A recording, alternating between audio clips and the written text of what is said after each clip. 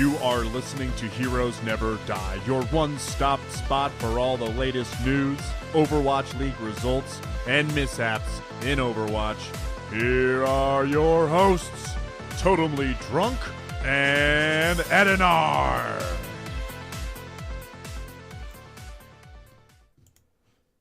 What is up, guys, and welcome back to Heroes Never Die, your one-stop spot for all things Overwatch. I am your host, Totemly Drunk, and tonight on episode 129, we'll be discussing the latest in Overwatch and Overwatch esports. On tap for tonight, BlizzCon Legendary Skin is revealed. Blizzard's stance on third-party stat applications randomly changes. We have leakers bring in massive drama to the scene. Overwatch League trades are surfacing, and we have the Overwatch World Cup. Banecock concluded, and so much more. But before I can get into the news and introduce you to my co-hosts, I just want to take a moment to thank everyone who is hanging out with us tonight on Twitch for our live show, which is a day late at, about like an hour, 40 minutes after the fact. But that's water under the bridge. Obviously, Ed and R, you weren't feeling so hot, and we rescheduled, and here we are. But that being said, I do want to thank all of our repeat listeners out there. So, joining me tonight, back from the dead, feeling better than what he was yesterday, is my co-host, Edinar. Edinar, you had a rough patch these past couple of days, but how are you doing tonight? I am doing good. Like you said, I was sick yesterday. Kind of a culmination. It was a busy weekend for me. Went to the Packer game. That was interesting. Never seen a tie in the NFL before, but I saw one. There was a lot of booing. It was real hot, and I got real sunburned, and I got real drunk. And and then that kind of carried over, and then I got sick, and then I'm better now. I've been playing a lot of Warcraft. I did the Warfront scenario. Have you done this yet? No. Okay, do it once and never step foot in that godforsaken thing again. It's 30 minutes of my life I can't get back. It's like a 30-minute battleground where you're not actually facing other people and nobody knows what they're doing. But if you do it once, you get a piece of 370 gear. So do it once, get that gear, then never go near that table again. Good to know. Yeah, PSA for everyone. And then I actually spent a lot of time today finally messing around with sensitivity in Overwatch. Okay. So I've never truly done that. So I spent a lot of time doing that this earlier before the show. So that was good. How's your week been? It's been a week where I don't really know what day it is because we keep rescheduling everything. That's been my week, basically. Spider had some stuff going on at the start of the week, so OWLN was delayed, and then, you fell sick, so this was delayed. But, my interview with the Cavalry was, when we expected it to be, so at least one thing this week was when it was supposed to be. But all in all, it's been kind of a lighter week. I knocked out all of my arcade boxes, got that situated. One of the things that was in the arcade when I was doing it was Mystery Deathmatch for the free-for-all. So, you'd go in, not know who you're gonna get, and then whenever you would die, you would respawn as another character. And of course, with it being Deathmatch, there were times where it definitely blew up in my face. I got Mercy a couple of times, so that was a thing. But thankfully, they didn't have it where when you died, it would retract a point from you. So it was still, the normal, score system, but, you weren't penalized for when you died like you would have otherwise. But all in all, kind of a quiet week. But my sinuses have been driving me up the wazoo with just how much the weather has been changing in the Midwest. Right? So, yeah, that's a thing. I am figuratively dying because of the weather shifts. But that is besides the point. No, Tyler, I could not win with Mercy, believe it or not. I tried my damnedest with the pistol Mercy, and yes, I know it starts you with the pistol out instead of your staff. That did not help me, because I ran directly into a Brigitte which I would have been much better with had I gotten Brigitte where I could just lull and just shield bash everyone and just mace to face literally everyone on a map, but that was not the case. So, unfortunately, I did not get to do that. I didn't even get Brigitte, for that matter. But once I got Pharah on Chateau, I was good. So, I only played a couple of them, but otherwise, in, traditional fashion, I was doing mystery heroes for the 6v6, for the rest of the wins. But I primarily did the mystery deathmatch because it was one where if you got in the top 4, it was a guaranteed loot box. Yeah. So that's why I was doing that. But anyways, jumping into the news from this past week, quite a bit going on. Just as a whole, we got our first look at some of the BlizzCon goodies, because they unboxed the goodie bag. They also released the details for the virtual ticket for this year. And first up, last year we saw the mashup skins. So you had, like Diablo skins for Overwatch. They got, StarCraft ones. They had Warcraft. Probably my favorite one being the Barbarian Zarya skin I really liked. And this year, kind of keeping in similar vein, the legendary skin for Overwatch with the virtual ticket or BlizzCon ticket, depending on if you're going, is Demon Hunter Sombra. So, you're now able to actually get this if you have, your code. And all you have to do is, purchase a virtual ticket, but be forewarned, they did increase the price of the virtual ticket this year. But with this skin, they basically made it where Sombra's SMG has been upgraded to look like more of a crossbow for a demon hunter, and you also have like glowing eyes. The armor is very detailed. It's a really cool looking skin. But the downside is, as I said, the virtual ticket saw an increase of price this year, because last year it was $39.99. This year the virtual ticket can be purchased for $49.99, so an increase of $10. And on top of that, we do know what's in the goodie bag for BlizzCon this year. They have some magnets. There's a Ravenlord Crest magnet. There's a classic Diablo vinyl figure. They have a 20th anniversary StarCraft pin. They have keychains for the World of Warcraft factions. For Overwatch, they have a challenge coin, which is basically like a metal coin. So one side has the Overwatch logo, and then on the back side of it, it says, "Live with honor, die with glory," which is one of the lines from last year's BlizzCon Reinhardt animation, Honor and Glory. So that was pretty cool to see. And then, there's Hearthstone magnets and also a BlizzCon book that is basically just celebrating the Blizzard community. Now, I don't know what's going to be in the book. I'm sure, there's going to be a spot for, probably cosplayers. I don't know if podcasters are going to be included in it. If we are, that would be fantastic.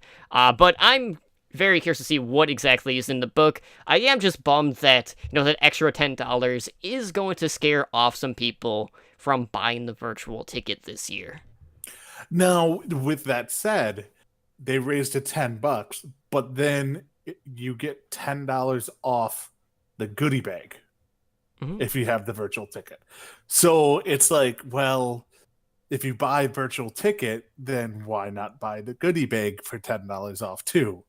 So,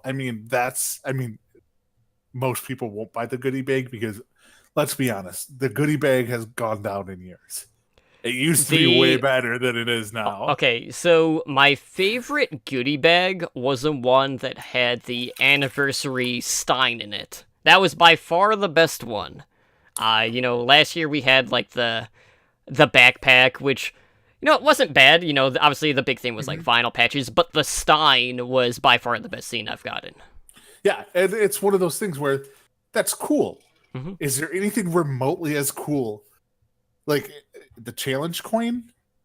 Is that like the coolest thing? Like, it's just like, oh, this is not a good goodie bag. So, yeah. I got my BlizzCon, or my virtual ticket, because I will not be there. I will not be getting the goodie bag.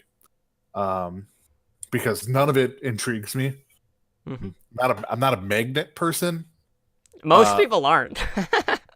So that one kind of baffled me a bit. Right. But The other thing is the Sombra skin's super cool. Mm-hmm. I like it. But why are you giving a legendary skin for someone who spends the entire time invisible? It seems like a waste of a skin.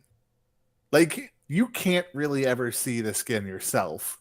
Now other people, on purpose, can't see the skin you're wearing.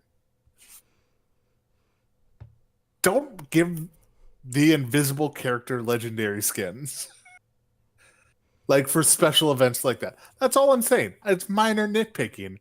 I mean, I have it equipped on my Sombra right now. And the only time she gets play is if I'm in Mystery Heroes. Right. So, but yeah, it's a cool skin.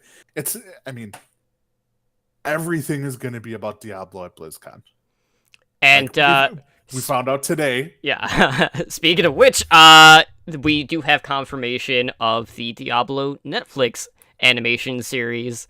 And, I saw that on Bloody Disgusting, which is a site I frequent because I love scary movies, and I was shocked to see that. We know it's going to be a big year for Diablo. We're expecting a new game for Diablo. But the animated series kind of threw me off. But, that was not what I wanted to see, right? I wanted an Overwatch Lego or just an Overwatch animated series on Netflix. And knowing that Diablo has one kind of closes the door just a little bit on that. I'm going to laugh my ass off if they don't announce another Diablo game.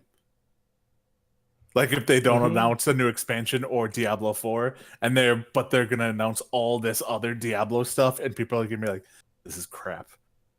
Why are you doing this to us? But, I don't play Diablo. I don't think I'll ever play Diablo. I'll probably watch the series because it's Blizzard. Mm-hmm. But, yeah, why couldn't we get anything Overwatch? But there's still time. There's still hope. So here's my thing with this goodie bag this year. Back to the goodie bag. Okay, right, so... I don't necessarily mind the challenge coin, but, I am a traditionalist, right? If I'm going to challenge someone to a duel, I'm not just going to, throw down a coin. I'm going to slap them with an open glove. We're taking it back to, the West with this. Yes, an actual duel. Right. Not we're not going to be playing Pogs with a challenge coin or anything like that. No, it's going to be with a slap. That's the only way to do it. Yeah, it's just it's so not a good one. It's just not. I'm sorry. It's just, you look at previous years. Yeah, it's just not good. I'm looking at the previous years now, and everything they've done previous years is better. They even gave out a snow globe. That's better than anything we got in this one. So, I don't know. Maybe there's something hidden in there? Maybe? Doesn't seem like it. No? Yeah, that Stein one, though, was an awesome one because you got the inflatable Reinhardt hammer. Yeah, that was a good year. Not just because of the Stein. The hammer did bring some pretty funny interactions with people. And, people are just using that to kick the crap out of people with, Oh, yeah. And, last year you said there was the backpack. And then 3 years ago, there was the messenger bag. Right, which I use all the time. Exactly. So, challenge coin. Right. Just, we don't have something that's practical use, essentially. But, speaking of merchandise, there was something that dropped earlier that I didn't even have in the show notes because I don't want more Weeb Genjis in the world. But with that being said, they did announce that they are going to be releasing an LED Genji sword for the low cost of $200. Right? $200 for a light-up sword. Now, I know what you're thinking. Well, that's about, a little bit more than what the statues cost. And, maybe there'll be a great detail in the sword. But You know, the only benefit to this that I can see, not only for cosplay purposes, is that we have some people in a community that do like to turn random items into controllers for gaming. Obviously, the first one to come to mind for a lot of people, at least with Overwatch, is Rudeism, who has done a lot of stuff. The Ana, T controllers. He's done like the scratch tables for Lucio, Winston with bananas, things like that. But for $200, this is an absolutely hard pass for me. And just because it lights up does not mean it's going to be an instant sell for me. I mean, I can go get a lightsaber that lights up at Target for $19.99. Right? That's probably pretty cool too, and Mhm. it's not $200. Like if I'm paying $200 for something, it's a collectible. It's sitting on the goddamn shelf the entire time. Like I'm not. Oh, yep, write it down. I swore Mhm. again. Gotta stop that. Um, no, it's going on the shelf. It's a collectible. You're not Right. gonna take it out. Like the neon and like the lights and stuff like that. That's pointless to me because it's not gonna get used Mhm. unless you take it out to show people and be like, look, it lights up too. So yeah, this is gonna be a hard pass for me too. I mean, it's not like it's a statue that I also generally pass on. You know what my favorite thing from this was, though, from this post? It was the fact that you have a limit of 10 swords per customer. As if someone is just gonna hold, just one in each finger and trying to balance them all. Like, who in their right mind is out there buying 10 Genji swords? I mean, I'm sure there's going to be some like for this kind Someone's of gonna stuff. buy 2. Well, someone will buy someone will buy 10, hold on to them for a little bit, and then sell them on eBay. For, like, triple Like the cost. ex- Mhm. exactly, because who knows how long they're going to make these swords, how many there will be. This way, it prevents the market getting or the eBay market from getting oversaturated. So I guess that's the only thing that comes to mind with me. So Well, it will definitely bring some of the Genji mains of this world out of the hidden, and speaking of things that are hidden, we do have a new Easter egg that did surface as I segue into the next thing. So this was posted over on Reddit by the user Aulero, and he posted a new Easter egg that is found in-game on Dorado. And this Easter egg centers around everyone's favorite hamster, Hammond. So if you select Hammond on Dorado and you play the Overwatch theme song using the Dorado bells, it will cause Hammond to burst out in song for the Overwatch theme. So if you want to try it out, just go on Dorado on attack, and there's a certain order that you have to play the bells in, and there's tons of bells. Obviously, there's the 3 up top, and then there's a couple to your right at the spawn. So the one that's on the ground that you need to hit is actually the one in the middle archway. So I like to do, so we'll say like 1 is the top left. You go for 2, 1, 2, 3, 1, 3, 4. And I'll put that in the show notes if people want to try it. And then, this will cue the Hammond scene in the Overwatch theme. And as of right now, Hammond is actually the only hero in the game that has a triggered Easter egg when it comes to the Dorado bells. So, I think it's pretty cool because a lot of times players at the start of Dorado are always, on the bells, whether it's playing the Overwatch theme song, or more importantly, playing Futurama, which is always the case. that's what I do. But it's cool to see them kind of adding in an Easter egg to something that people are already kind of accustomed to doing. So nice little nod to see, one of the newest heroes getting a little bit additional love. Yeah, I mean it's cool. We're always gonna get these little Easter eggs left and right. Just because I mean there's probably a whole slew of them we haven't found yet in the game. So it's nice to see that they still keep that stuff in there because really they can add these Easter eggs whenever they feel like it. And we wouldn't know. So yeah, go out there, keep trying to find those things. It's cool that somebody found it. I'm gonna stick to the Futurama song. As will I I in that Yep. case. But yeah, anyways, moving on. Something that has changed recently is the legendary Lucio emote. Right now it is open to all, and it is available at a discounted price. So initially, this specific emote was only available to all access pass holders for the Overwatch League. At one point, the emote had cost 300 Overwatch League credits. Now it's been dropped down to 200 credits. And if you're one of those players that purchase it for 300 Overwatch League credits, you are going to receive a refund of 100 tokens back from Blizzard. Now, granted, there's no timetable set for this, and it is Blizzard, so, you gotta put a soon TM next to that timetable, so, it could be tomorrow, it could be 18 years from now. I mean, this is Blizzard after all.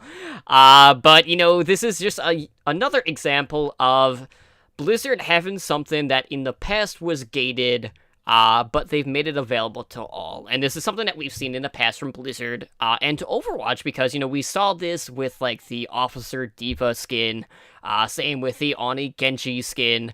So, it's kind of nice that if you do miss out on something, that later down the road you're still able to obtain it. But do you feel like this is going to be something that they continue to do for, like, other promotions, like, say, the Pink Mercy skin, for example, that being, one of the more recent promotions that Blizzard put on for Overwatch? I mean, they could. I think they need to do something something for people to earn Overwatch League tokens during the off season. I think they're seeing the reason they're dropping it is because they're seeing probably a giant dip in purchases because there's nothing going on. This is to kind of get people to go out and spend their tokens that they might have been saving, which I'm saving. But I can see them doing stuff like this with the Mercy skin, like you said, stuff like that. This is something they're going to do in the future. I mean, eventually this legendary Lucio emote will probably be for in-game currency. Right. Like it will kind of start off as a transition. Now, do I think they're going to do it at 300?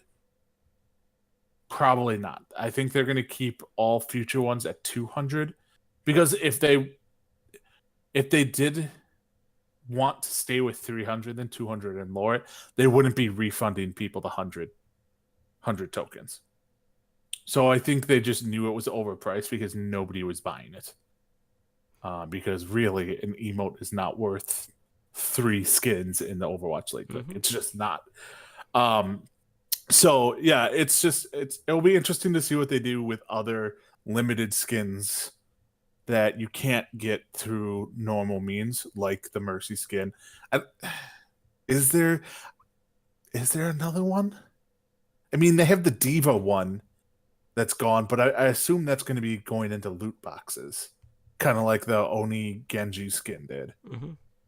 So I think these are the only 2 things that are maybe some of the other, like the away skins or the Overwatch League skins that are gray that nobody uses. Or maybe, too, like, let's say some of these teams rebrand and change their colors. Maybe they'll retire the old colors. Like the Florida Mayhem going all... when they go pink and blue.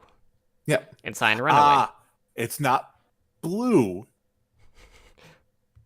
It's like magenta blue. No, not magenta blue. It's like light neon blue and like bright neon pink. Yeah, Close enough. It's Miami Vice. You know the colors Right. from Miami Vice if you see them. And it's just, hopefully they switch because the Ronald McDonald is no bueno. And trust me, I got like 6 of them. Yeah, the banana Reinhardt. Yep. But in case you missed it, Edinar was basically saying that he is basically saving all of his Overwatch League tokens for the inevitable Chicago franchise, so he can immediately just buy all of the heroes at that point. Oh no! If even the thing is, when we get a Chicago one, I'm basically gonna, once I find out there is a Chicago team, I'm going to save up all my currency, obviously, and then as soon as I can buy their skins, I'm gonna buy as many as I can, and then spend real money on the rest. Because you know what, that's gonna happen. But I have a long time, I guess, to do this. Yeah, I mean, it's going to be at So- least a season. At least a season, unless, can we kick Vancouver out? Are we allowed to kick Canada team out?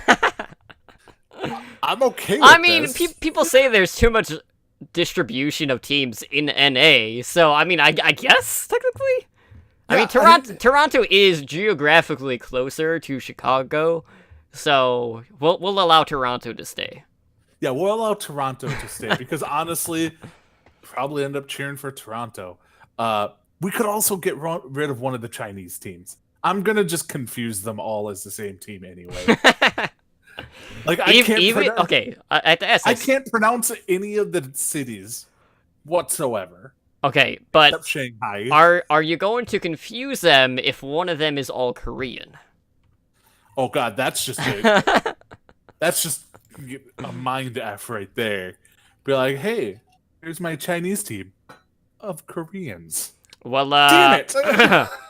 one of the expansion teams is rumored to be a combination of X6 Gaming, who are Korean, Seven, who are also Korean, and one Chinese player who was the one of the many standouts from China in the World Cup, that being none other than their main tank, Gu Shui.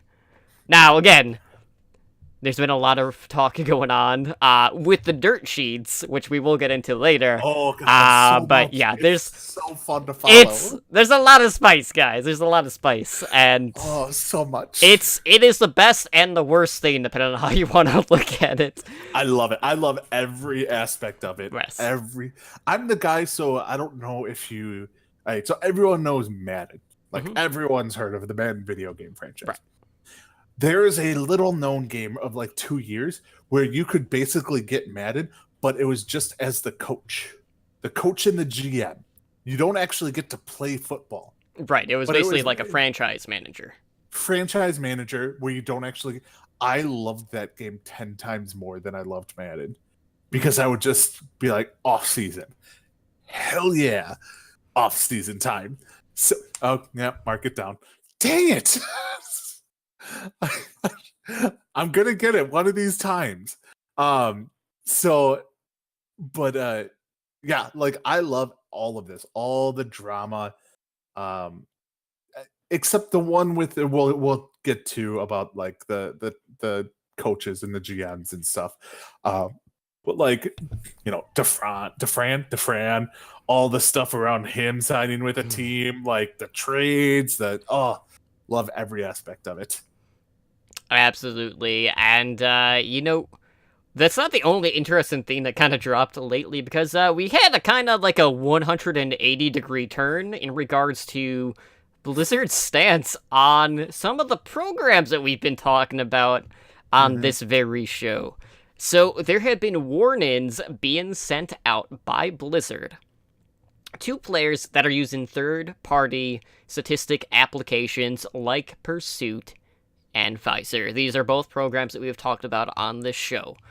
So players that are continuing to use these programs could be banned from the game. So Visor, as you know, we've mentioned in the past, they had recently raised $4.7 million in order to fund program updates that included instant feedback for that application. And, you know, with Pursuit, that only offers feedback after matches have ended. Now, Pursuit has ties to the Overwatch League and some of the World Cup teams. You know, they're partnered with the Philadelphia Fusion. I know there's at least 2 Overwatch World Cup teams this year that are using Pursuit. And one of the community managers took to the forums, that being Tom Powers, and he said that recently we've investigated third-party applications designed for use while playing Overwatch, and we'd like to reiterate which of these applications are not permitted in Overwatch. To prove To provide more clarity, any third-party application that impedes on the competitive integrity in Overwatch is not allowed. So, basically, Blizzard is coming out saying that they have found these programs to be violating their end-user license agreement. And, needless to say, like, Pursuit was 100% blindsided by this. One of their employees had posted that, they were made aware today that some users received a warning email from Blizzard about using third-party apps, and, it caught them off guard because they have partnerships with Overwatch League, with World Cup, and that had to involve Blizzard's approval. So right now, they're basically just reaching out to Context right now to get a better understanding of the situation, and they're going to be keeping the community updated on this. Now, so obviously we talked about both of these programs in the past. Visor is more real-time feedback, while Pursuit is post-game. Why do you think Pursuit was included in this, knowing that, this isn't instant sort of feedback like Visor is? Like, to me, like, I guess I understand in the sense that it is third-party, but the amount of information you get isn't displayed in-game like it would be with Visor. I'm perplexed by it. Visor, I completely get. Mm-hmm. That's in-game, shows you, like, kind of tells you what to do, kind of thing.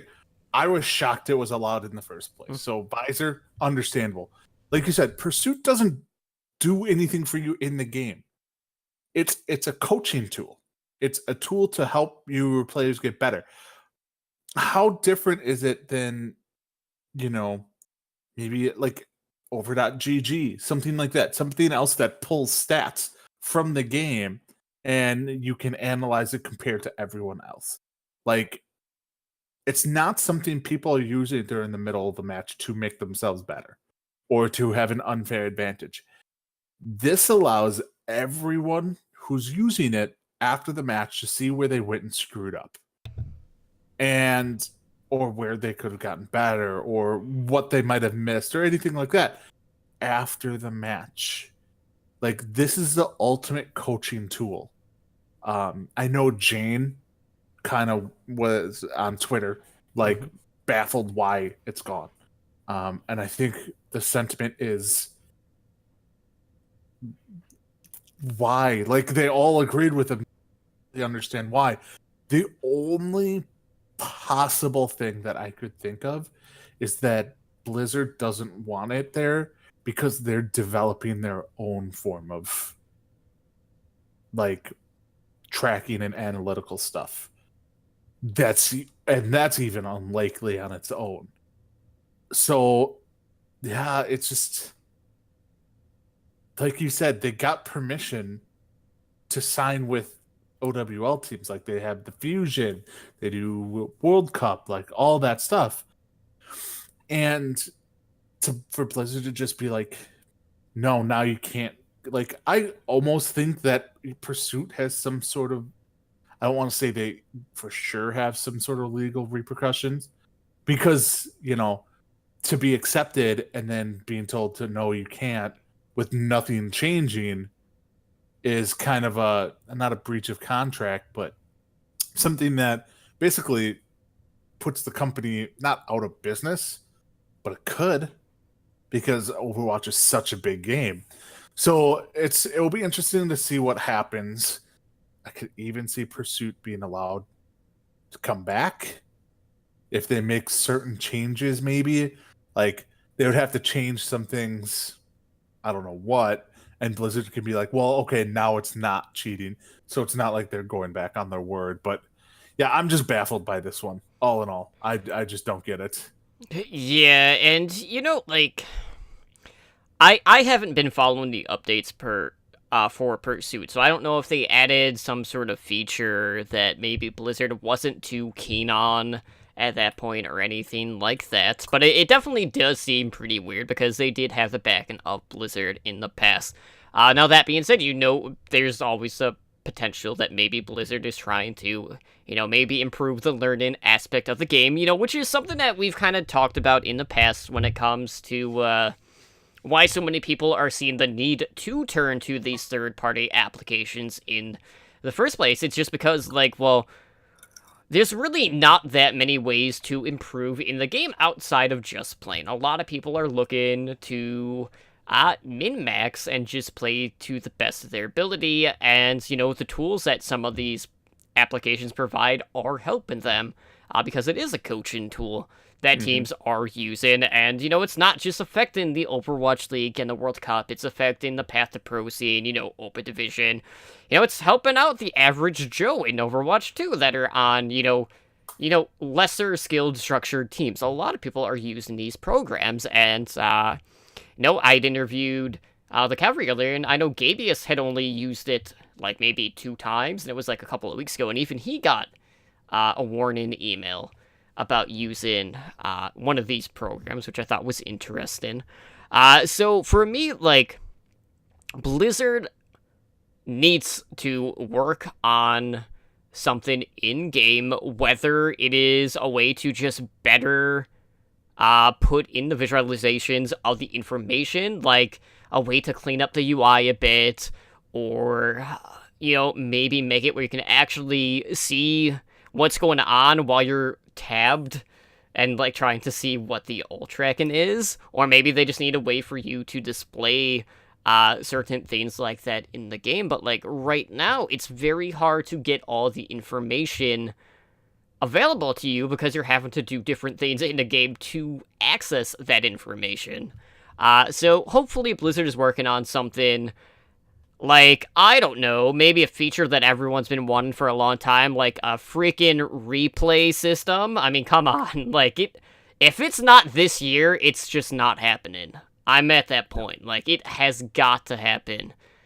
Because VOD reviewing is absolutely crucial, and we need it, and it better be this year, otherwise I know a lot of people aren't going to be too happy, myself included, but all in all, it was weird to see Blizzard just do a 180 on these programs, because in our eyes, one of them is a clear violation, the other one, more in the gray area, but we felt with Pursuit, that was definitely more in the clear, as opposed to the counterpart, so we'll keep you guys posted on this, but if you're using these programs, it's best to just not use them because you could potentially be facing a ban in the near future.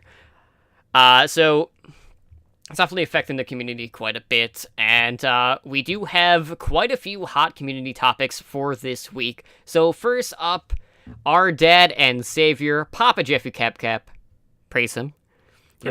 He took to the forums recently to answer some of the community topics. He kind of touched on, new accounts, smurfing. We got word of an incoming developer update and some Pharah changes. And Ed, I know you brought it up earlier, but we do have an update on when these things are expected to be dropping. So when can we expect this dev update and this PTR update? Well, today's Thursday, so tomorrow, Friday the 21st is when Papa Jeffy Capcap said that it will be dropping. It was actually supposed to come out yesterday. That would have been perfect, right? Jeez. Then it would have looked smart as hell that we postponed the day.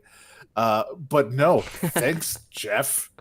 But no, it was supposed to come out yesterday, but they ran into some problems getting it onto the PCR. What's technical stuff, so they postponed it. It'll be coming out tomorrow. And yeah, I mean, the thing is he said they filmed a developer update for it, which means something big is going to be announced. It's not going to be a new map, because a new map will get announced at BlizzCon, and we just got a new map. So it's not a new map. They're not going to announce a new character. It's a replay system. It honestly could be a new replay system. It could be something game mechanic wise that they're announcing.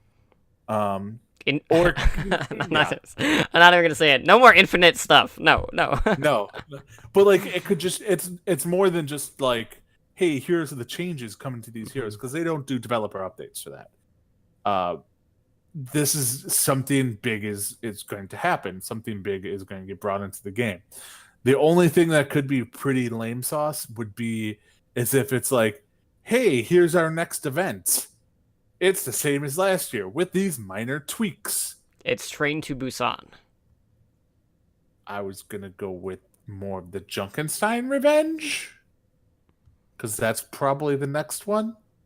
But what? I mean, Train to Busan is a horror movie, so it would have been tied in with Halloween. Okay, I didn't know that because I am not a fan of horror movies. So yeah, I don't care. But yeah, no, it could be something like replay system. It could be something. God, who knows? It's not going to be anything massive as like a new character, new map, something like that. Because yeah, we're 6 weeks out from BlizzCon. Why would they announce it before BlizzCon like that? Whereas replay system is not something they're going to announce on the main stage at BlizzCon. It's not flashy. It's awesome, but it's not flashy. So yeah, I mean, I know they've talked about wanting to do it for a while. They did mention in the interview that they're trying to work a way to, get like skins from consoles to PC, but I don't even think that's worth a developer update. No. Personally. So yeah, I mean, I can't think of another game mechanic or gameplay mechanic outside of replay that would require a developer update. Yeah, unless like maybe they're bundling the Pharah changes with the Torbjorn rework. That's a possibility. I mean, they could be, but have they ever done a developer update that's just, hey, here are some changes? Well, didn't they do one with the balance changes for supports? I'm trying to think. I don't know. They all tend to blur together. But that being said, right? Like we don't know what the specifics are for the Pharah changes. But we can speculate. We can totally speculate, right? Okay, here's my thoughts, right? Pharah. Give her a second charge for Concussive Blast. More environmental kills means more, plays of the game, especially in mystery heroes. Maybe try to address Pharah's need for a pocket mercy. Let's just convert part of her HP to self-regen and shields, and that will just tilt everyone. That'll be fantastic. Make mercy more useless. Yeah. Let's just remove all self-inflicted damage from rockets. Both regular rockets and barrage. And, while we're at it with barrage, let's just give Pharah the ability to cancel it like Reaper's Wraithform. Okay. Not canceling an ult. That's not going to happen. I could see them increasing the speed of the rockets. Increasing the splash damage. I like the idea of self-regenerating armor, though. I actually like that. But that could turn ugly. Like, if you do something like that, you need to actually nerf her actual damage. Right. Which would cause an uproar, but would still make her more viable. Especially at higher levels, I think. So, yeah, it will... God. Maybe... Ooh, here's one that would Reddit would be on fire. Give her Jetpack Cat. I hate you. No, here's one. During barrage, immune to damage. Reddit on fire. Right. Like, hey, I'm barraging, and you can't do anything about it. Suck on that. Like, so that could be cool. Then you would see a ton of sim because that would be the only way to block the rockets. Well, you can block it with Diva. To an extent, yeah. Winston Bubbles for those skilled players. Roadhog Hook. You could probably still interrupt it. So there would be ways to counter it. You just can't instantly kill her. Tyler says, let Pharah literally carry people. Flying Brig. I'm okay with it. Like you just see Brig like parachute down. If that's the case, you should also be able to get on top of Bastion, when he's in his tank mode with his ult. Oh, see, that would be cruel. That would be super cruel. But yeah, I mean, I'll be interested to see what they do because she's not a bad hero right now. She's just not. She's still playable. She just needs some tweaks to make her more viable. Yeah, like to remove snipers from the game.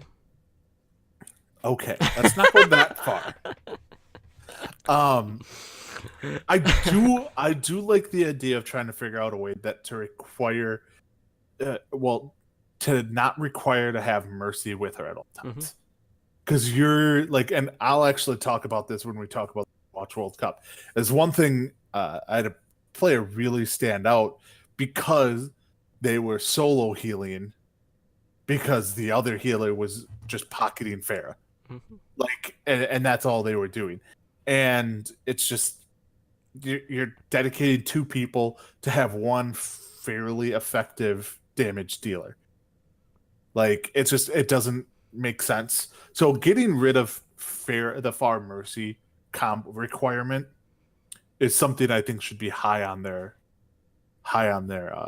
wish list, which in turn means less Mercy, which in turn means less reses, which everyone wants because Mercy's the devil. Well, I don't care which way you look at it. At the end of the day, I'm still going to ship it. Because Pharmacy is the best ship. Oh, you and your dad jokes. Okay. Dad jokes galore. But yeah, and there are going to be more changes to other heroes. You're probably going to see the Torbjorn changes. You're probably going to see some other tweaks. I mean, I could see stuff happening to Doomfist. I could see stuff happening to Sombra. Maybe Soldier, McCree. Like, a lot of people are in really good shape right now. Like, most of the support are in good shape, honestly. Like, there's not one support that is just like, oh my god, you can't play them because they're complete trash. There's just not. Every support has a niche. Basically, every tank has a niche too. Or is playable. There's not any trash tier except for Roadhog. But even Roadhog can be, good in with Orisa. Right. So it's mainly the damage dealers that they're still trying to fine tune. Maybe they could work on Symmetra more. She got a complete rework and she's still crap. So maybe 8 more times and they'll get it right. Yeah, maybe, or maybe she'll be one of those. Well, she dies in the comics, so they have to remove her from the game, and she'll be a Hall of Fame character. No, I don't know. Or maybe they'll go like the Scooby-Doo route and just take off her mask, and then she'll be something completely different. Jetpack Cat. Yeah, I was really a Jetpack Cat all along. We were bamboozled. Yep. Sneaky Jeffy Cat. I can see it now. But anyways, moving on to one of the biggest hot topic issues in the past couple of days is the dirt sheets. The rumor mill. Okay, so a lot of this is happening because of one person in particular, that being Michael. World's number 2 tracer. That's a meme. He's nowhere even near top 500. Let alone 2. But anyways, so with the Overwatch League offseason, we have seen a lot of people leaking information for the Overwatch League. Michael's kind of been at the forefront. You've had Benchmob, Real Leak Boy, Halo of Thoughts, and for the most part, for the most part, the leaks have been pretty good. I mean, we're getting a lot of like inside information in regards to sign-ins for the expansion teams. Quite a few of the things that Michael has stated has actually come to fruition. So there is a little bit of validation in regards to some of his claims and reports. But that being said, out of the field, Michael's definitely been the most notorious one because most recently, like, he even posted a rumor that he has heard about, which was very damaging. And on top of that, there was something involving the Washington, D.C. general manager, and that was really the one that sparked this entire, like, backlash, and you need to do better, you need to follow due process, however way you want to fucking look at it, like, as I swear. So, okay, here's the basis of what happened. Michael tweeted out that the Washington, D.C. general manager, Kate Mitchell, had been offering Overwatch League jobs and then retracting the offers. She had verbally agreed to give Harsha an assistant coach job for DC. He then quit the San Francisco Shock and received no job. And Michael said that this had also happened to some of the last night's leftover players. This, of course, Michael had, clickbait titled, YouTube video. He's been pushing his YouTube a lot.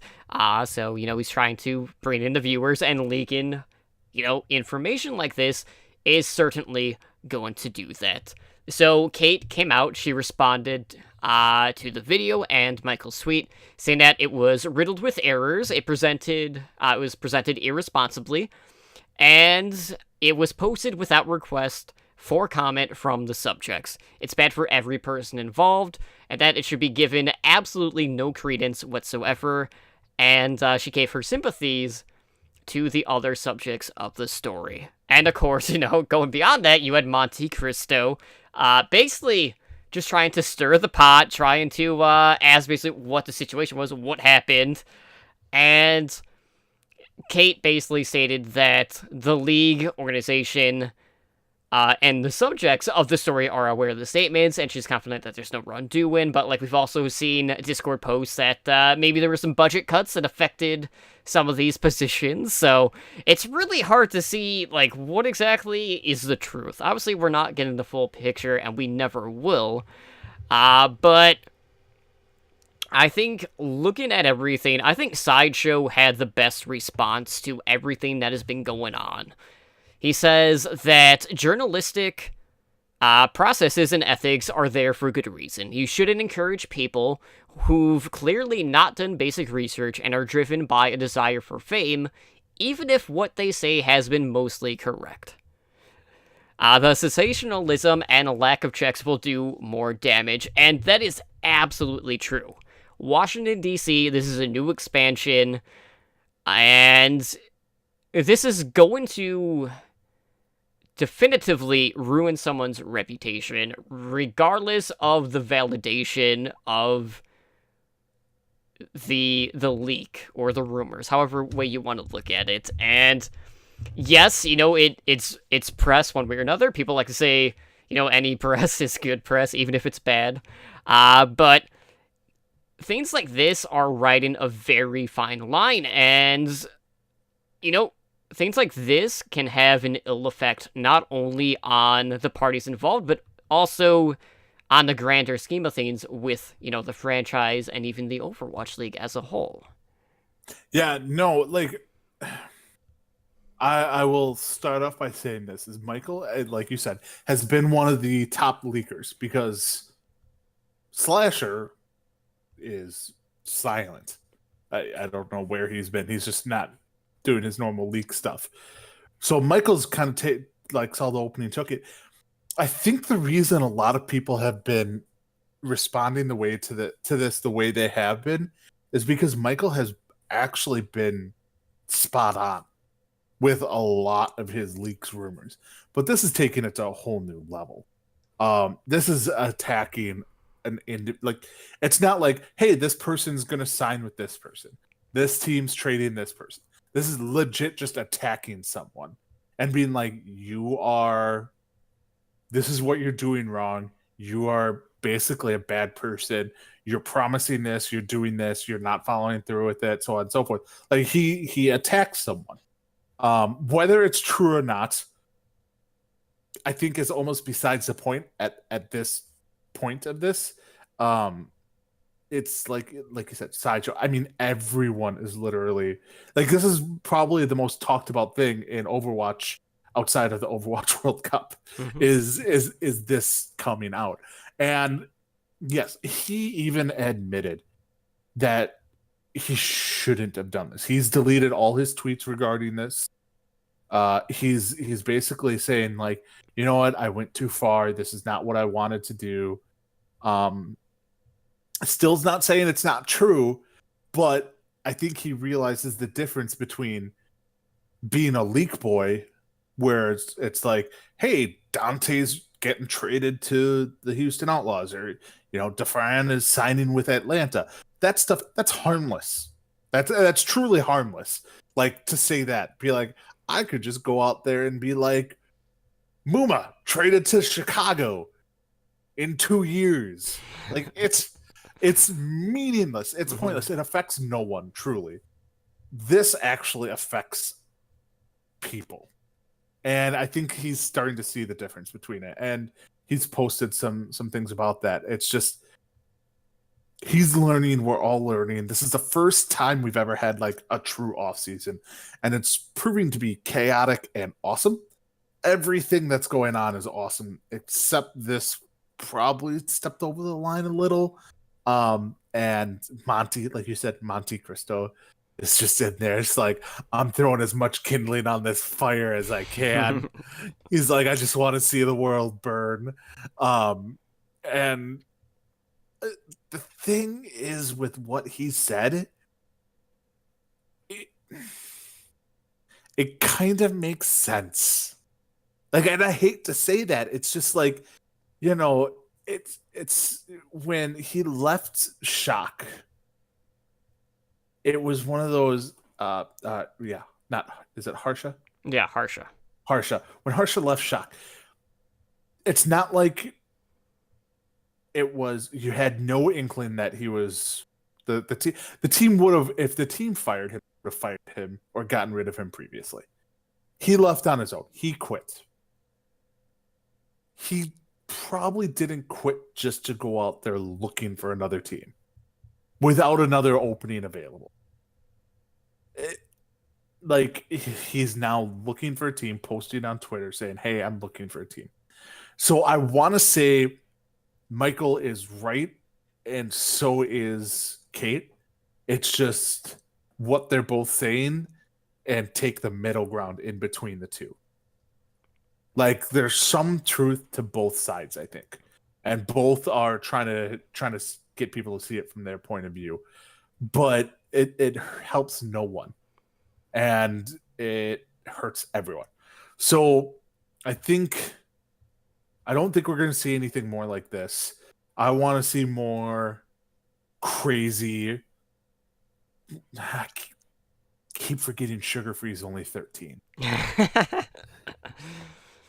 But like, I want to see some crazy things announced, like Michael. I mean, I was just looking at some of Michael's actual like other leaks that he was doing, and he has got some stuff on point. Mm-hmm. Like, oh my god, Zephyr, Wizard, the Smurf trade, the DC coaches, Bishop, like all that stuff. Like, he a lot of the stuff regarding Atlanta, he seems to be all over. So he basically said Hanzu's entire team. He reported that today. Like, he's like, here's 7 players they've signed, but it's not official yet. Like, that's what he needs to stick to, and that's what people are going to believe. But if you spit out all the stuff that's true, and then you spit out something like that, people are gonna see it's true. Are gonna think it's true, whether it says rumor or not. Hey, this is a rumor. People are gonna believe that it is truth because the day and age that we live in, if it's on Twitter or Facebook, it's true. If it's on the internet, it must be If real. it's on the internet, it's true. Like, you know, it was, and even if you can't, like, it's not measurable. Like, this was the wettest hurricane we've ever had. Really? Really? That's what you want to go with? Okay. But like it's whenever you say something like that on Twitter, people will believe it regardless and treat it as news, even if you say it's a rumor. So keep that stuff out. Keep more crazy trade signings in.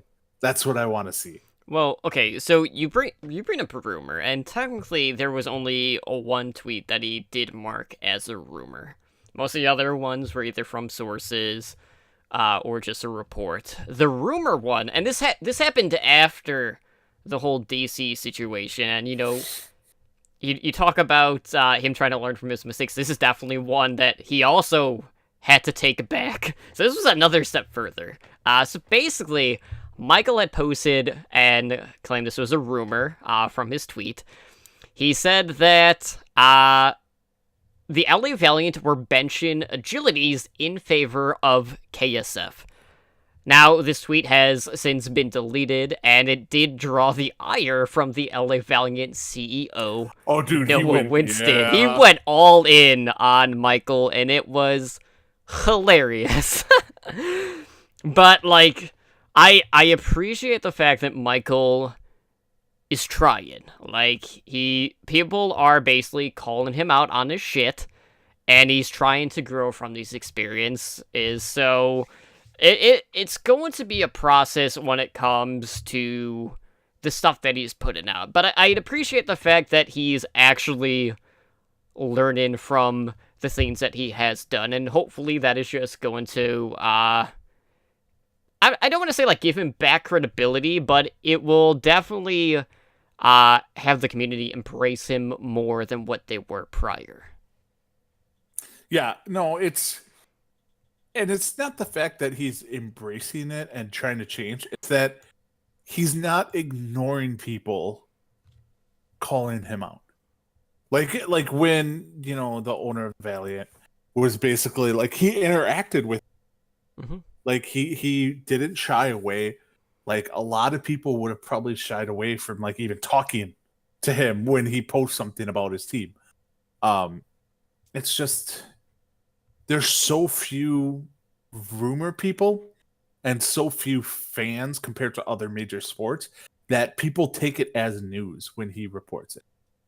And that's what they like. Adam Schefter from the NFL, he does the exact same thing. Really, it's just the NFL's so much bigger. You can go on any site and find stuff about the NFL.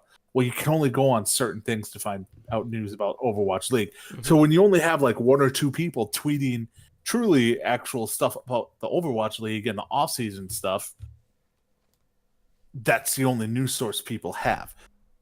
So if it's not true or if it's hurtful or something, people don't care. They just want news. Whereas in the NFL, if Adam Schefter tweets something out and it's not true, well, who gives two craps? Because they can go on ESPN, CBS, follow 60 other people, go on Yahoo, go on all this stuff for all other types of news information or ways to get this stuff.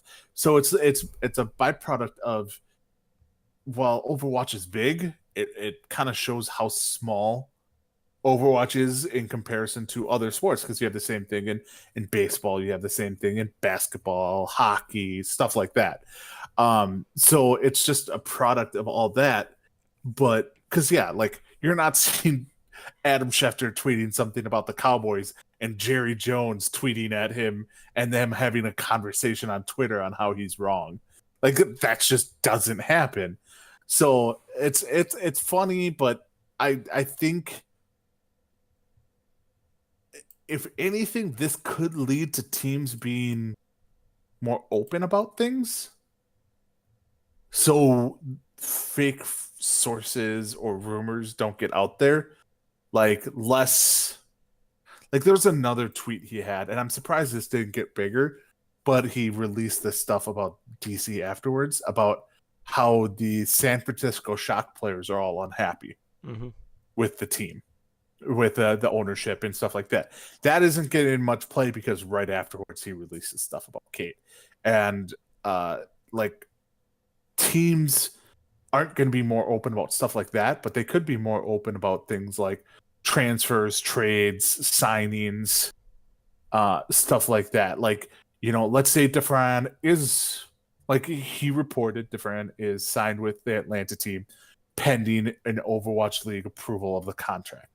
Well, instead of waiting for the Overwatch League to approve the contract and approve Dufresne, basically, the Atlanta team could announce that and just be like, pending league approval, we have signed Dufresne.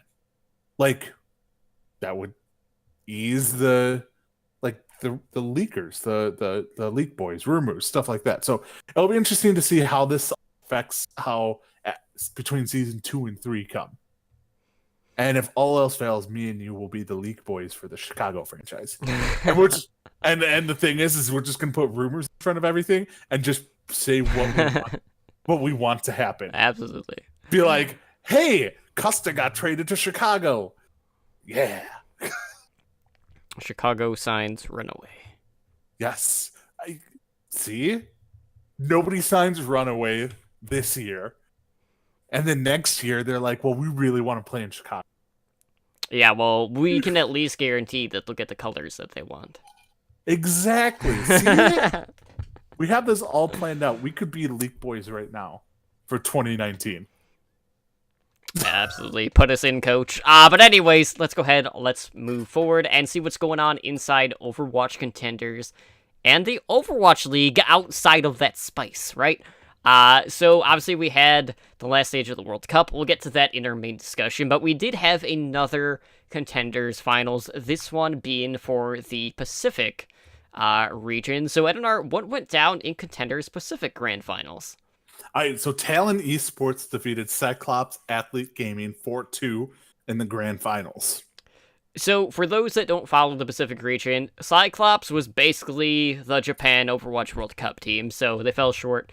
Again, unfortunately, Talon Esports, definitely the standouts amongst the crowd in the Pacific. And moving to Overwatch League news, we do have a couple of trades that did go down. So first up, we have a trade from the Seoul Dynasty to the LA Valiant. So, Zephyr is not the only Dynasty tank player to be dealt during the offseason, as Kuki has been traded to the LA Valiant. So, this marks the third trade for the Dynasty in the offseason.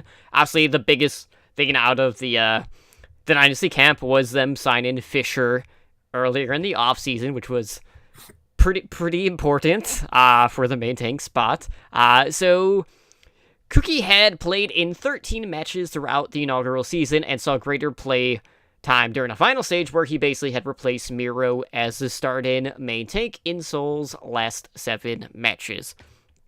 So, he'll be joining the LA Valiant, and he'll be joining Fate on the main tank line. Now, here's the thing, it's like, well, just how much time is Kuki going to be getting? Because you have Fate, who is an absolute monster of a main tank. Really, the Valiant tank line is just a beast in itself, because, Space, there's a reason why we have a couple episodes named after him. That kid is just flat out ridiculous on the D.Va role. But Fate had only sat out during one map during the first season, so Kuki, for all intents and purposes, is probably going to see drastic playtime cuts going from the Dynasty to the Valiant. Oh, yeah. He's not going to play. He's not going to replace Fate at all. But the Valiant also got rid of Numlock, who was the backup main tank. So they basically brought in a backup main tank. I'm actually surprised Seoul traded away Kuki. Honestly, because, yes, they have Fisher. But if I'm not mistaken, didn't Miro retire? Yes. He's gone to streaming, basically, full-time. So now Seoul doesn't have a backup main tank, if I'm not mistaken. I mean, unless you count Ryuji Hong. I don't think anyone's going to count that. Basically, for the tank Yeah. line, they just have Fisher and Zunba for the off tank. Yeah. So, I mean, trading away essentially a backup tank, I just don't get it. Like, I mean, there's probably other things at play here. It's just why trade away a backup tank when you need a backup tank? Mm-hmm. Especially when Kuki's not bad. He's serviceable replacement as a main tank. So it was weird, but Kuki won't get really any playtime. Coming next season. Well, that was not the only trade that went down, because most recently we had a trade between the San Francisco Shock and the Houston Outlaws, and this one is a little bit different compared to what we have seen.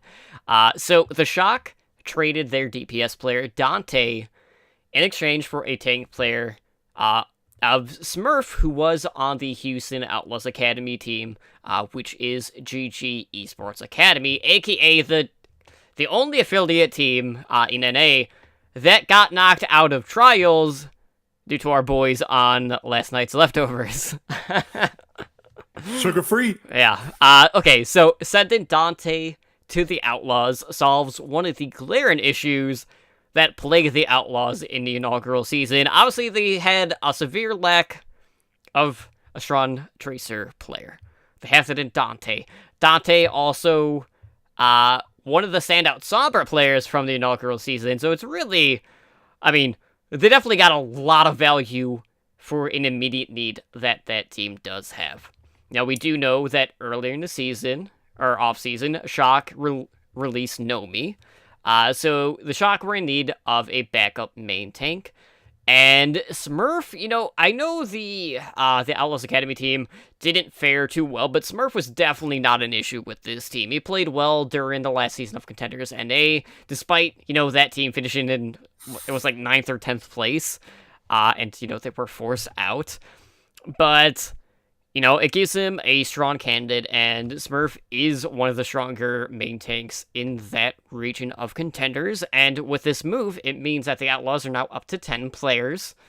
Shock now have 9 players on their roster, so, there's still potentially chances for these teams to make some more moves, but, for the Outlaws, you have to think, they're feeling pretty good about this, because Dante, at those roles in specific, is a definite improvement no matter which player they had on that role. Jake was okay.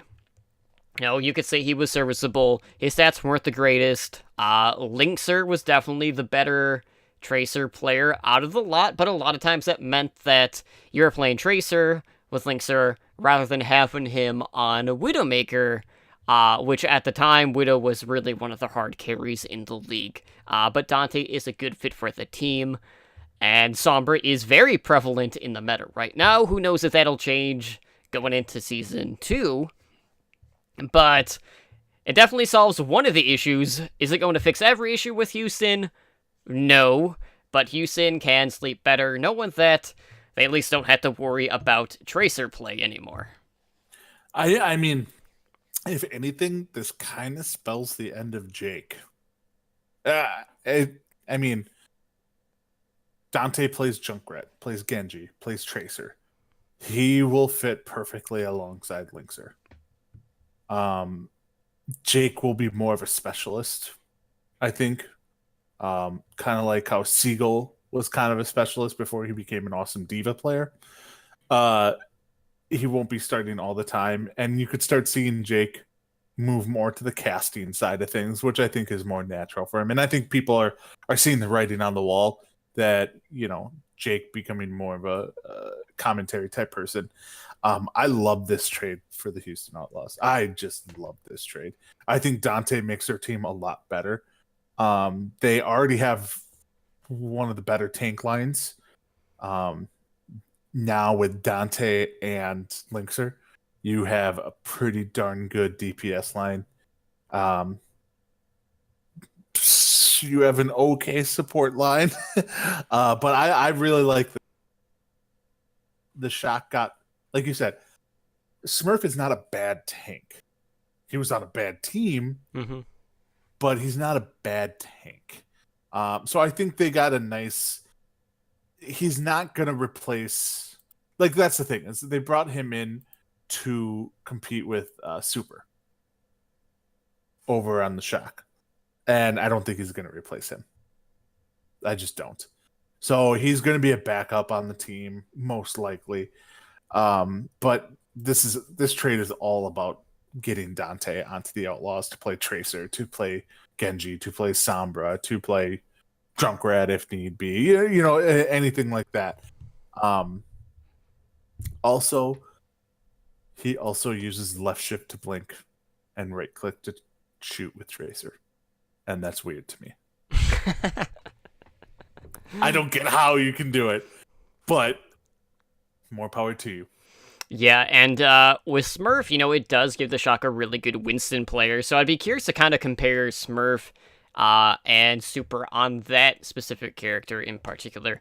But, it's a good trade for both sides, but it was really the first time we saw, like, someone that was in the Path to Pro scene traded for an Overwatch League player, so that was definitely pretty cool to see, and, one of the few times we've actually seen someone get moved from one of these academy teams, so it's always good to see. But anyways, going back to Overwatch League news, we do have some news out of Washington, D.C.'s camp, and they've actually hired 2 more members to their staff.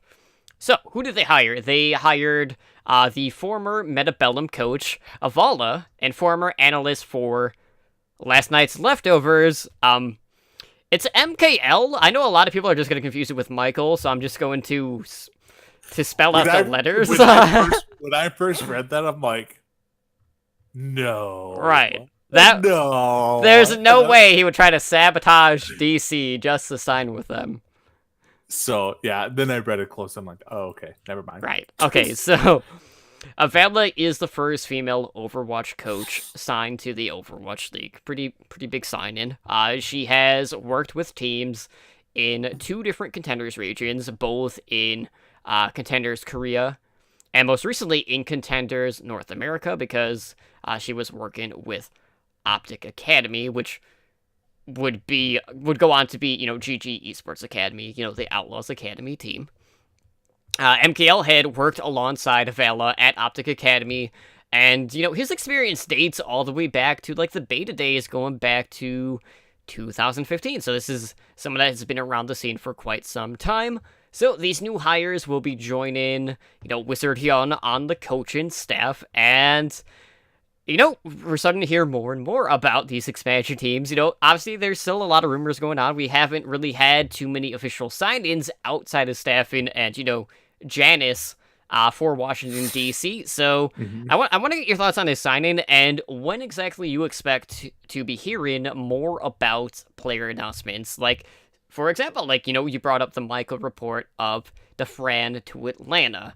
Do you think that one in particular will be one that they announce immediately? Because that is perceived to be a much bigger sign-in than, say, just one of the other random free agents out there. Yeah, I mean, well, DeFran, I think, is the number 1 free agent player available. Like, he's the biggest name out there right now. But, I mean, I like this, bringing in Molly, the first female Overwatch coach. That's a big deal. It's a step in the right direction. Overwatch League needs more women in its ranks. So to get someone in coaching who actually is a pretty good player, because they even reported she peaked in the top 100 in South Korea, which is like top 10 in NA. So, like, I mean, so she's obviously good. She worked with Optic Academy or Metabellum she worked with, and they were good. I don't know about the way GGA Sports played. I don't know if I would say that I worked with them that much. Be like, hey, we got kicked out of Contenders. Yay. But this is good. I mean, having her learn underneath probably one of the best coaches in the Overwatch League is not a bad thing. Because, I mean, honestly, she's probably right now learning under him she's probably already considered one of the, hey, keep an eye on her. She'll probably be in line for the next coaching spot. Or probably season 3, Chicago even. So it's good signings. I think we're gonna start seeing more player signings. Oh God, I don't even know. Like it should be. I want to say it will be before BlizzCon. Where we will have like more like full team signings, stuff like that.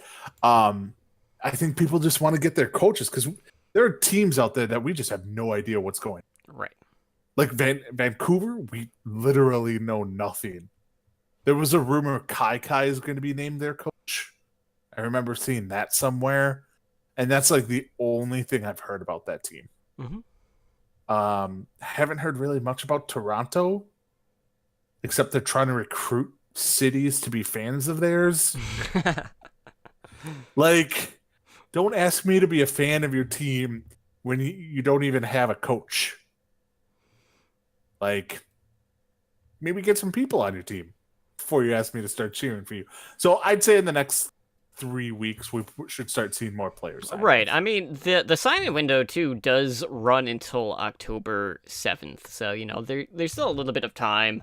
But it's just a matter of, are we going to get the roster announcements and then, maybe we'll get the Brandon at BlizzCon, or is this going to be something that just happens between now and then?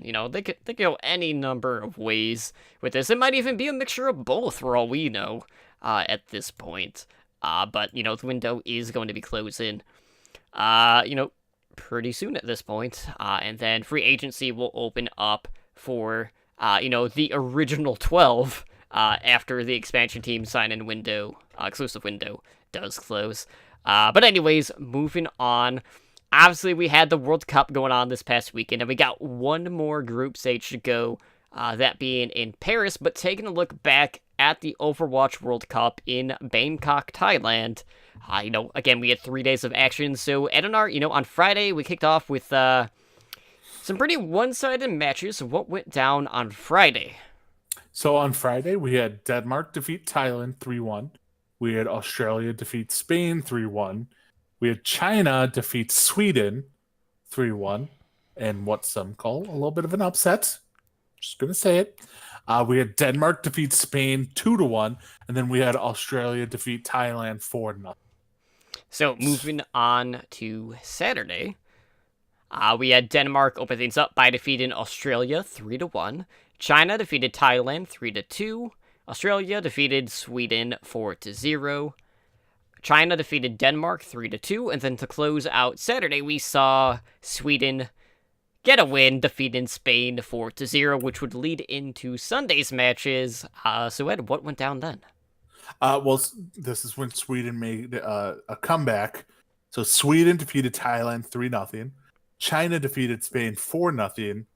Sweden defeated Denmark 3-2, and then the nail in the coffin for Sweden, China defeated Australia 3-2.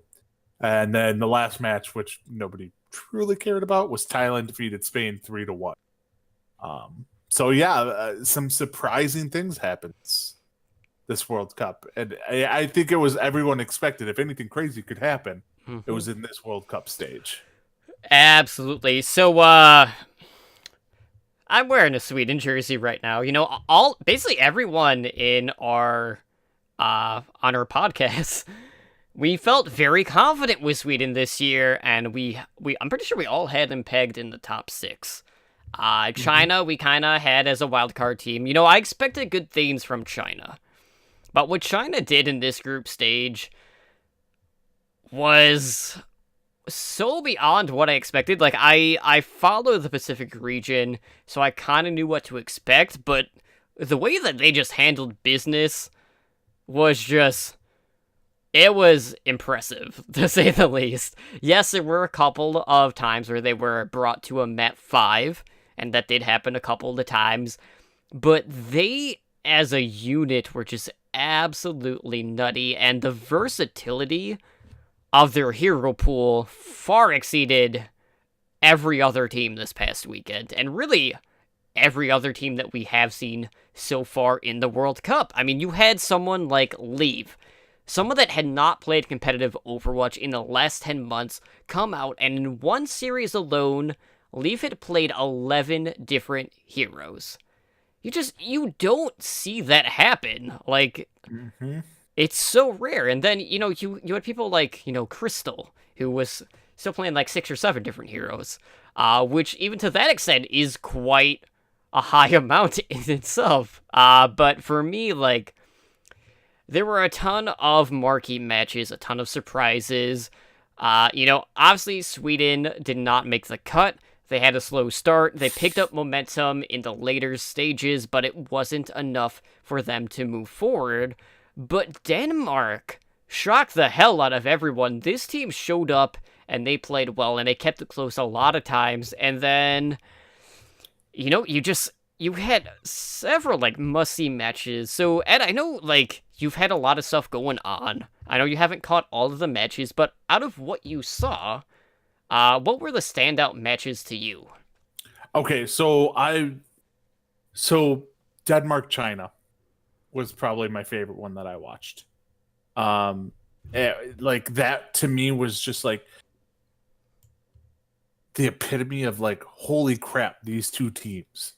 Like, it was insane what they were pulling off back and forth with each other, and it was no surprise that it went to a 5th map. So many players stood out to me on both teams. Like you said, Leave. Like, he showed some good things, he showed some bad things. And I'm gonna say, all right, you pronounce it for me. Gushue? Gushue. There you go. You knew exactly where I was going. Gushue was insane on Winston, and his Reinhardt play was top notch. The standout player for China is Shy. Like, what Shy was pulling off, I was just like, oh, sweet baby Jeebus, you need to be in the Overwatch League this month. Like, he was just like switching heroes. He was like, he shined on like 4 different heroes throughout all the matches, and that was crazy. But then you're like, okay, we knew China was good. We didn't know they were this good, but we knew they were good. And then you're just like, okay, Denmark. So when, like, I told you this earlier, I asked you, I'm like, hey, what are the, I'm trying to catch up. Are there any specific matches? And you're like, any game with China or Denmark. And I'm like, does he mean Sweden? And you're like, no, Denmark. And then I watched it, and then I'm like, oh, okay. So, the fan favorite, Calyx. I mean, people know Calyx, Boston Uprising. Enough, not going to get into him. He played well. Nerfed and Shax were my 2 standout players for Denmark. Shax, he's on the Mayhem Academy team. He probably should be on the Mayhem actual team. Was playing amazing DPS player. Nerfed showed signs of really playing well. I don't know if he's Overwatch League ready, but he showed a lot of potential. Fisher, even for them, who plays for GGEA, for the Outlaw team, was playing some good Sombra. Now you just get a Sombra player on your team, so sucks to be you. But I mean, Denmark, I really wanted Denmark. After watching that Denmark-China game, I really wanted Denmark in there. Like, I really wanted Denmark in there. And it sucks they're not going to be there because they fully deserved it. Yeah, like, looking back, they were competitive in every single series. Like, yes, a lot of them were close, but they were taking maps and even wins over the perceived favorites in this group stage, which was just absolutely crazy. Yeah, like, they beat Australia 3-1, who probably was the best team in this division. Like, when all's said and done, yes, they lost to Denmark, and yes, they lost to China, but I still think they were the best team. Like, Trill was very good on his Winston play. Mm-hmm. The healer I was telling you about. So Custa seemed to be on Farm Mercy a lot with is it CKM? Yeah. CKM. Yes, I remember that because I'm like, is that AKM? No, that would be BKM. BKN. Right. CKM. Cousin KM. Okay, I got it now. But Custa was with CKM a lot of the time. So Kraken for Australia and his Ana play was pretty good considering he's like trying to keep Trill up, and Trill is a very aggressive tank. So he's trying to keep Trill up. He's trying to keep the rest of the team up, and it's just like, okay, you get A+ marks for your healing on Ana with the team that you have on. Like Punk for Australia Mm-hmm. is good, but showed a lot of probably not ready for the Overwatch League, but ready for contenders. So like, yeah, a Kraken probably was the best healer I saw actually perform in this World Cup. Now, like I said, I didn't watch all the matches, so I didn't really get to see Thailand or any of the teams that only won like one match play. But like, yeah, those three teams all deserve to be in the Overwatch League World Cup. Yeah, definitely. And this was the group of death, and it didn't pan out the way we expected. But Australia was one of those teams that we knew that they were either going to be second or they were going to be third. They did finish in second. Sweden, was not the third place team. They actually finished in fourth. Denmark being the third place team. But you needed to be top 2 in order to make the top 8. That's just how the numbers add up. But for me, like when I look across the teams, going through some names that you did not bring up. Speaking of Thailand, the host country, Titawat, their main tank, had a lot of standout Winston plays. But for me on Thailand, Patafan was the standout player. He was very flexible on the DPS. We actually got to see him play quite a bit of Reaper, which we don't necessarily get to see a whole lot of. So that was definitely a treat. For Australia, I really enjoyed Huss on the Sombra. That looked really good. He had a lot of big moments on the Widowmaker as well. Mm-hmm. And most of the other names you had already brought up, but for me, Leave and Gushue were just so much better than the rest of the pack. It was pretty ridiculous. There was a lot of good Winsons, but what Gushue was doing, he was just Mario stomping everyone. Like, no one could really do anything, and I just love to see that. You know who wasn't dying every time? Sky. Amazing, right? I know, it's shocking. He did not die every team fight. I was shocked. Yeah, I mean, that's what happens when you have tanks that have the ability to peel for your backline, and you're able to communicate with your team so you're not out of position. Weird how that works. Yeah, huh. That everything is starting to make sense why they didn't win a single game. And what I thought was funny was the commentators kept bringing up, well, everyone is so used to seeing China perform badly just because of Shanghai. They kept trying to drive that point home as if everyone should have been amazed at how well China was doing. No, we knew China was going to be good. Was it to that extent that we expected? Probably not, but that still is a very strong region, and something that I love to see is how seamless the DPS play was, especially on McCree. All of their DPS played a very high caliber McCree, which isn't something we get to see a ton of. There was a lot of the protect the McCree comps with the Brigitte and heavy tanks, where McCree was the solo DPS. But their play on McCree was head and shoulders above the rest of the countries in this group stage, and I absolutely love to see that. So it didn't matter if it was Leave, Crystal, or Shy, they all brought something to the gunslinger in this one. Yeah, I was actually very happy. I love McCree's one of my characters to play in the game, but he's just been so bad lately. So seeing more McCree out there is I enjoy it. It makes me want to play more McCree. Leave, on his McCree play was real good.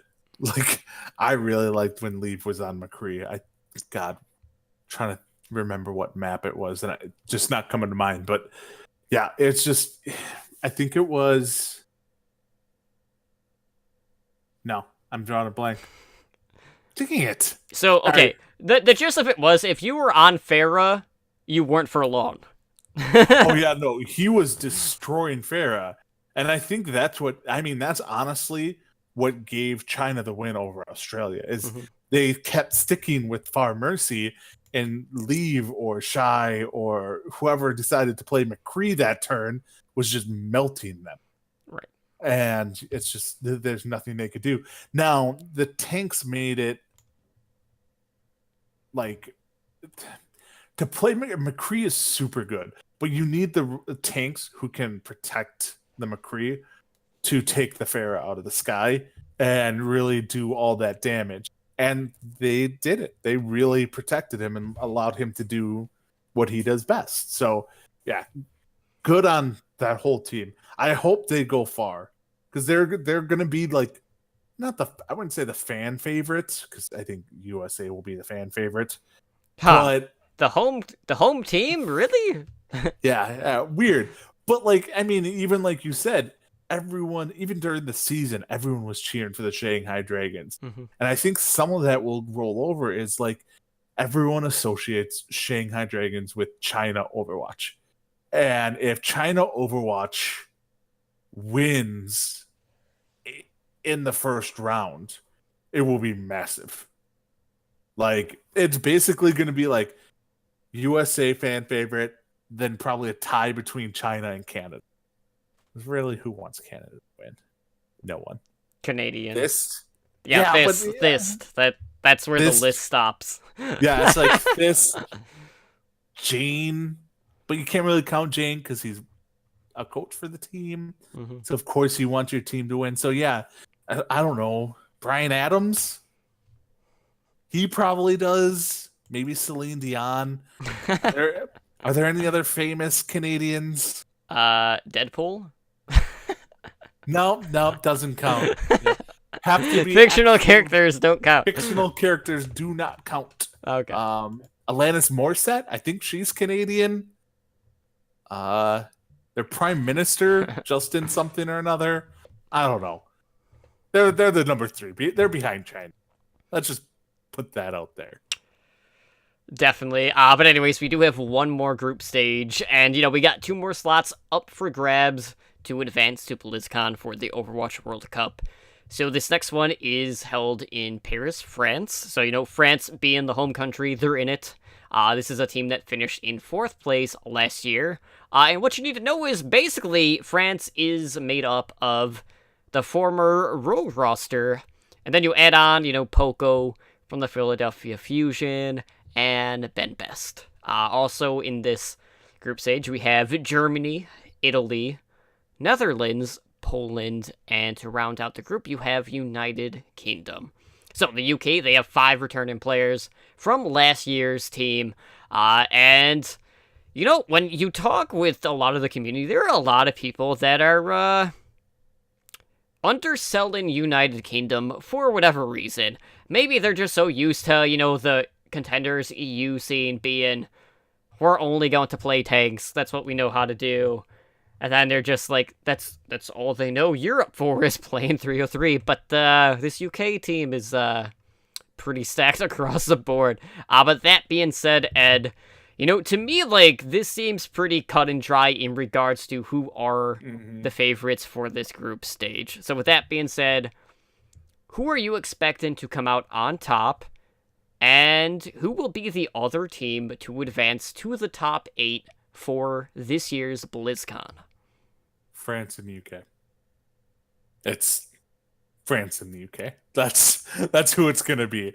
Italy, I mean, I honestly don't even think I've heard of anyone on Italy's team. I know they have someone. I think it's someone from a EU Contenders team on their team. The Netherlands not gonna advance. Same with Poland. And Germany is just not going to. So yeah, no, it's going to be the UK and Paris. I think it's another one of those. Okay, hey, it's the N8 tournament. Oh, Canada and the US are going to make it. This is the Paris one. Paris, yeah, France and UK are going to make it. So I think this is pretty cut and dry. That obviously the big match is going to be France versus the UK. So I don't think there's too much to dive into with all this because I have a sneaking suspicion you agree with me on this. Yeah, absolutely. It's kind of hard to say, like, if we're going to get another Denmark situation where, we're going to have a team that can really contest with everyone. But in regards to specific players to keep an eye on for this group stage, you do have a couple players. So for Germany, the standout player to me is their flex support, Kodak. He had played for Snakes prior. France really, like, my biggest question mark with France is wins, because this is he's a known Lucio player who plays the payload and tweets. That's what he's known for, right? Like, that's what he did when he was on Rogue, and Rogue were a dive-centric team. So, I'm looking forward to seeing how Poco's integrated in that team. And for me, like, last year was... Okay, France was Team Rogue, and that was kind of like Rogue's swan song, if you will. So I don't know how I feel about them kind of returning this year after... I mean, they did very well last year. A lot better than some people expected. So I'm curious to see how they do in the current meta, but I'm not as confident with France as I was in the past. With that being said, in this group, like, I would still pick them over some of these other teams, regardless of the meta or if, some of their players haven't really been playing in the scene recently. So France as a whole, is a big question mark, but I still expect them to come out on top. For Italy, they have Minna, who was a tank player from We Have Org, one of the EU contender teams, as you mentioned. There's also a player that's been around the scene since, like, 2016, that being their DPS player, Carnifex. So keep an eye on him. He was on the original Flat Earth roster. This is dated into my competitive Overwatch, and he was on a team with Artier, who was, like, really, like, the first, like, big McCree player in the scene. For Netherlands, you have Visility. He plays projectile DPS. He's played on Orlesen Hungary, most recently for Toronto Esports, which is the Boston Uprising Academy team. And Poland has a DPS player that can basically play whatever they need. That being Danya. He's played Hitscan. He's played projectile. He's played for, like, teams like Bazooka Puppies, Copenhagen Flames. And then for the United Kingdom, I mean, it's basically a lot of the old Reunited crew. You have Kib, awesome player. You got Cruz, who in my mind needs to be in the Overwatch League on a support role. But all in all, like, there's no doubt in my mind that France and UK will be advancing. I think UK will come out on top over France in regards to the seeding. And I don't know if a lot of people are going to agree with me on that, but you definitely got to keep an eye on Christopher on that main tank role for the United Kingdom. Just do not sleep on UK community. I don't know what everyone is not seeing in this team, but clearly we are seeing two completely different things, and people are underselling the impact that some of these players can have. Yeah, like, I mean, you know more about the players for Germany, Poland, Netherlands, Italy, and stuff like that than I see. The UK, like you said earlier, UK is one of those teams where people are sleeping on them, and they could cause some damage. They've played together. They know play styles together. You can't count them out. They're a team where I'm not scared if the United States plays them round one in the final stages. But I could see them upsetting people. Um, you know, the France team, it doesn't strike fear in me like you said, like it did like last year when it was just straight up rogue. Um, doesn't strike like I'm not like, oh god, this team's so good. But they are definitely the best of the best, and they're playing in Paris. I mean, how can they not make it? So it's yeah, there could be some tricky teams in here. There's going to be some good secondary play. It's just a matter of you're going to see a lot of probably France and the UK toying with the other teams Right. and not showing strats. Kind of like the US did, kind of like Canada did. South Korea never shows strats, and if they do, you never know if it's true or not. Like, so it's just it'll be a fun one. I think the team to watch, not because they're gonna win, but because they're just fun to watch. And I remember this last year is Italy. Like they were like they won the hearts of the crowd, like because they're I don't know, they're just very loud, vocal, fun people, and they show it. They're just happy to be there. They don't truly like they care about winning, but they're not like, hey, we actually have a legit shot, because you kind of know you don't. They're just happy to be there, and it shows. So they're always a fun one to watch. I remember that last year watching them. So yeah, it will be fun to watch.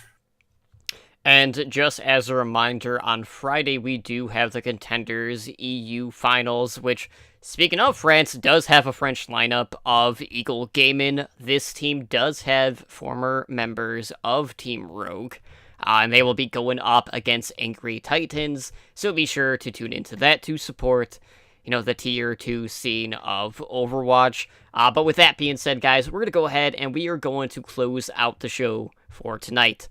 So if you guys want to help us out, one of the best ways to do that is to leave us a positive review over on iTunes. We're always looking for ways to improve the show, and we do have a new review, and it was posted maybe like a week and a half ago, but there's always like a couple of days delay. And this is a review on iTunes. It is a 5-star review from America's Top Hat of Canada.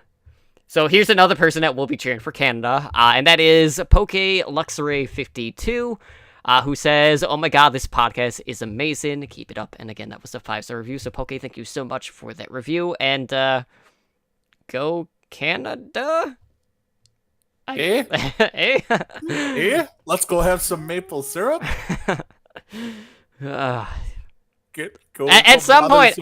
At some point, Ed, we're going to take this too far, and then we're just going to get an angry tweet from someone. It's going to happen at some point.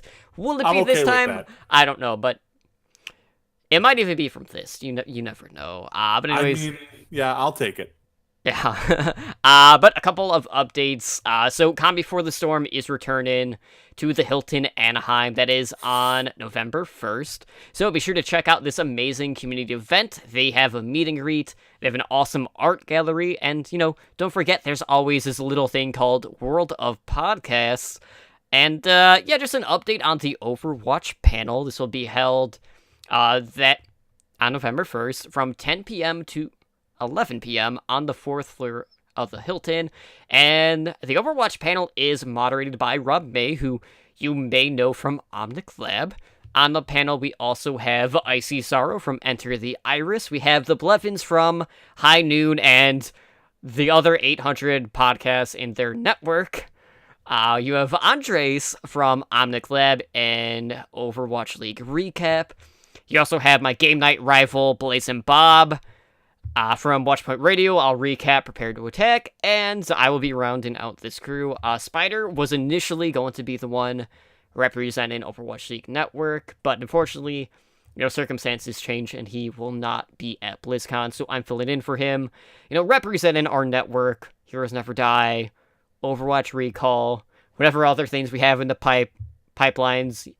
You never know. Eventually, Chicago exclusive, expansion team podcast at some point. Mm-hmm. It's gonna happen, Yep. and probably a fantasy Overwatch League whenever that happens, which they better be working on that for the start of season 2. Otherwise, that could be the developer I'm gonna be upset. Update. It could. You never know. But anyways, speaking of Overwatch Recall, I did sit down earlier with two of the hosts from the Cavalry. So I had Meldarina and Gabius on. So that interview will be released on Monday, so stay tuned for that. And of course, every Sunday we release episodic listens of all the Overwatch content, covering Overwatch, Overwatch League, Path of Pro, basically everything and anything Overwatch related. It's on there. Also on our website at owlnshow.com/weekly recall. But Edinar, why don't you go ahead and let our viewers and listeners know where they can get a hold of our podcast on the social media. All right. Well, you can reach us on email at hndoverwatch@gmail.com. You can reach us on the Twitter sphere at @hndoverwatch. We do have a website, and that is owlnshow.com. So go there. We are streaming live currently on Twitch at twitch.tv/OWLNshow. We are a Twitch affiliate, so come support the show by subscribing to our Twitch channel and unlock our network emoticon. So thanks again to everyone who's been watching our shows live, interacting with the chat. If you'd like to catch us live, we broadcast 2 nights a week. Overwatch League Network is on Mondays at 7 p.m. Pacific. And then this show, Heroes Never Die, is on Wednesdays at 5 p.m. Pacific.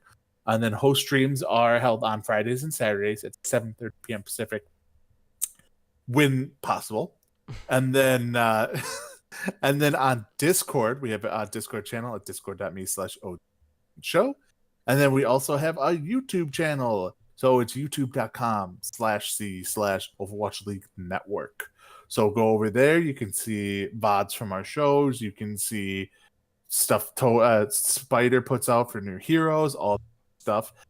You can reach me personally on Twitter at EdinarOverwatch and on Twitch at EdinarOW.